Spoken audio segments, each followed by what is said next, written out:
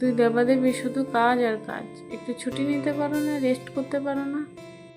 আজকেই ছুটি নিয়েছি। দুইজন ভাবছি একটু রেস্ট করব, তাই দুজন মিলে একসাথে ছুটি নিয়েছি। ছুটির দিনে সকালটা কেমন কাটালাম সেটাই তোমাদের সাথে শেয়ার করব। আমি স্নান করে গোপালকে ঘুম থেকে তুলে ওকে একটু খাইয়ে নিয়েছি। আমার বস স্নান করে বলে চুলে একটু কালার করে দিচ্ছে। আমি একটু হাসাহাসি করছি, তুমি তো বুড়ো হয়ে গেছো, তুমি এখন চুলে কালার করছো? বলছে কালো চুল সাদা করছি। যাই হোক, চা করে দুজন মিলে বসে একটু গল্প করে খেয়ে নিলাম। প্রতিদিন তো মুড়ি খায়, আজকে জোর করে বললাম যে আজকে রুটি খাবে, আমি রুটি করবো, তাই বসেছি আটা মারতে। প্রতিদিন কি একই খাবার ভালো লাগে বলো? ছুটির দিনে একটু অন্যরকম কিছু খাবো, ভালো লাগবে। সবসময় কাজ করলেও তো হবে না, দুজনের জন্য দুজনের একটু সময়ও দিতে হবে। সবসময় কাজে কাজে জীবন কাটালে কী করে চলবে বলো? বয়সটা পার হয়ে গেলে এই বয়সটা তো আর পাবো না। বুড়ো বয়সে তখন হাত ধরাধরি করে হাঁটতে পারবো, কিন্তু এই গল্প সময় এই দিনগুলো তো পার হয়ে গেলে আর তো ফিরে পাবো না।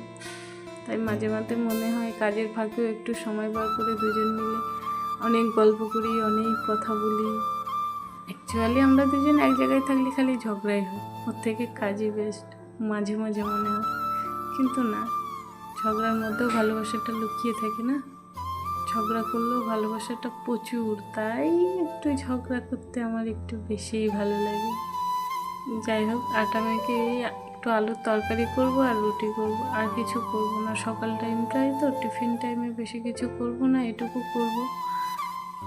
ছুটি বলে যে এলাহি ব্যাপার তা নয়, এলাহি কিছু আয়োজন নেই, হালকা ফালকা, যেমন শুধু সময় কাটাবো দুজনা। অনেক দিন রেস্ট নেইনি, 1 মাস 2 মাস একটানা কাজ করা হয়, তারপরে ছুটি।